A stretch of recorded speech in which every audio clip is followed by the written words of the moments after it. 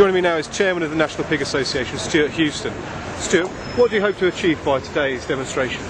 Well, the amount of publicity we've had in the run-up to today has helped us achieve part of our goal, which is to raise awareness of the difficulty that pig producers are in.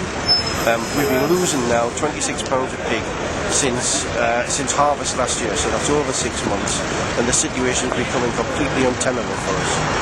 What's needed to address the situation? The supply chain needs looked at. It seems incongruous to me that we continue to produce pigs at less than the cost of production and can't get that back from the marketplace. The retailers are all aware of the situation and would be willing to help us, but each one individually finds it difficult to put its prices up because it causes price competition difficulties for them. What they need to unite behind an increase in the pig price very, very quickly. How will you achieve that by delivering a petition to government today? What we're saying to government is the supply chain simply isn't working, and we need them to look at it. Because if it isn't working for the pig industry, where we are not subsidy based, how is it going to work for all the other commodities that are becoming decoupled? Sir, are you a pig producer? Yes. So where are you from? Phillips Leeson from Aberdeenshire, north east of Scotland. And what's the situation facing your business? Well, my business is really struggling at the moment. We've got 400 sows, we take everything through to bacon, so we're selling about 200 pigs every week, and we're losing over £20 on every pig. What do you think is needed to address the situation? We just need a better price for our pigs. We need a realistic price that we can make a margin on and hopefully invest for the future. And do you think the supermarkets will heed that message? If they don't heed it, it's at their peril, because the great British product which we produce will not be there. I mean, people are struggling at the moment, definitely, and we need to get a decent price. The consumer is relatively relaxed, I believe, with the price that we are demanding. It's the supermarkets that don't seem to be willing to change their margins. They could easily take a small change in their margin and allow us to make some money. Do you feel that the supermarkets will come round to this? I think the pressure of the market will force them to. There won't be any option. No one else in Europe can produce pig meat at these prices. So I believe the market will move, and I'm hoping it will move sooner rather than later. Joining me now is Kenneth Sharkey from Ulster Farmers Union. Kenneth, you've come over a long way today. So what are you hoping to achieve with this protest in London? Well, we really want to highlight the plight of pig producers throughout the UK and in particular Northern Ireland. We must get the market to respond to our additional input costs, and we cannot, as producers, continue to produce a product and sell it under the cost of production. So we must get the supermarkets and the consumers to understand the true cost of producing UK welfare standard pigs. A large proportion of the cost increase is due to the rise in commodity prices. That's just a reflection of the market, though, isn't it? Yes, that is a reflection of the market, and we don't have a problem with that. But we want the market at the other side to respond, to acknowledge the steep input costs we have, and to pay us accordingly, that we can cover our cost of producing the product. And are you getting the right signals from the buyers that the prices will increase? Possibly will, but what we're trying to say is let them increase before it's too late. The industry is downsizing rapidly, and we could find ourselves in a few months' time that the whole entire UK pig industry is so small that we can't actually supply the local market anymore. Peter, just tell us, what's the most critical thing you've learnt today? Well, you're talking to the pig farmers, who I think do stick together incredibly well. It's this shortening of the lag. It's getting this price rise through now, because the 1 to 2 farmers I've met who've had some coverage on their feed costs, that's disappeared long ago now, and now they just need to have these prices through urgently. Otherwise, they're going to make, I think, long-term decisions that will not be reversible, and we do start to worry about the critical mass for the industry. And I think time's running out. Joining me now is Suffolk pig farmer Jimmy Butler, the former Farmers Weekly Pig Farmer of the Year. Jimmy, what do you think the government could do to help alleviate the situation without any real upheaval to itself? Well, I think the only way I can see. Some people have said to me about subsidies. I think that would be wrong. Why subsidise cheap food? Let us just pay the cost of production. What I really think they can do, if they're going to help us, is to actually correct label the product, the country of origin of where the product comes from. Because we get so much deception where the country of origin is not labelled, or is put very small, or if something happens to it in this country, like some form of processing, they'll call it Suffolk ham or Wiltshire cure, or all the same with the bacons. they use English names, and the product itself has been reared and brought up in either Europe or even worse, further afield in South America and places like that.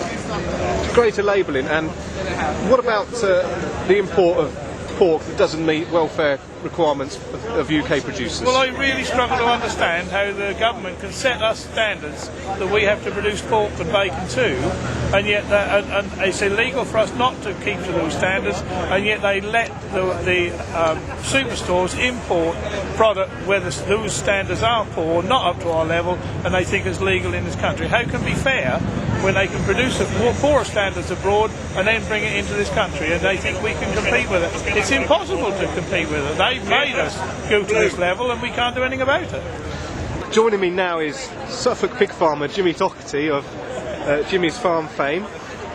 Jimmy, you're relatively new to agriculture by all standards. Did you realise what you were letting yourself in for when you went into pig production? Not really, no. I've probably made every mistake in the book, and I've learned the hard way. But one thing that kept me going was the general public's faith, I suppose, in British agriculture. And what I'm really worried about is this whole industry disappearing.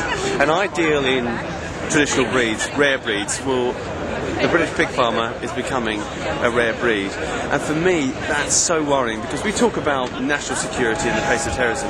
What about food security? I'd hate to live in a country where we depend on other nations for our food. It's like relying on another country for the air that you breathe. It seems madness. And all we're talking about is a very small increase on a pack of bacon, 17 pence each pack of bacon, that would give these farmers an industry. Because 95% of these guys are considering leaving. Joining me now is NFU Deputy President Morag Raymond. Morag, you're a food lover. Yes.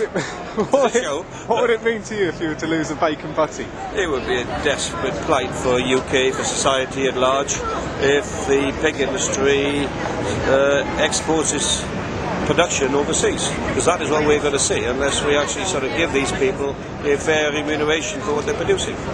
Is there anyone to blame for the current situation?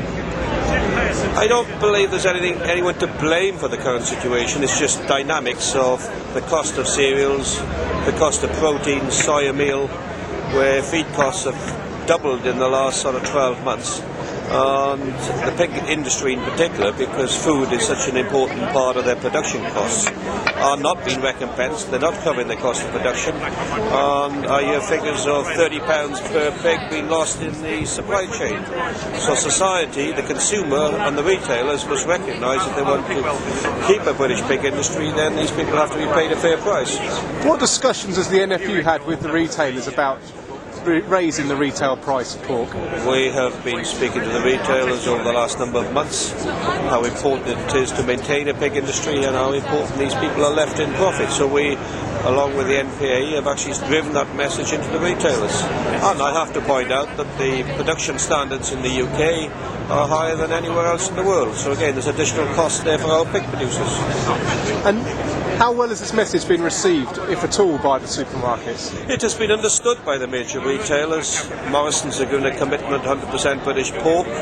So the recognition is there, but obviously with the increase that we've seen in feed costs, it means a fair hike in retail value of pork and bacon. Back again with National Pig Association Chairman Stuart Houston. Stuart, a lot of producers here today are holding these ASDA placards, and I just wondered, can you explain to us why you're signalling out ASDA in particular? The biggest problem we have in terms of trying to get a return from the marketplace is the competition between the retailers.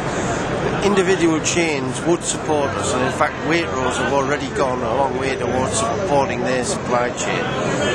But in each case, if one moves and the others don't, they lose market share, and then that sets them on a spiral of downward pricing.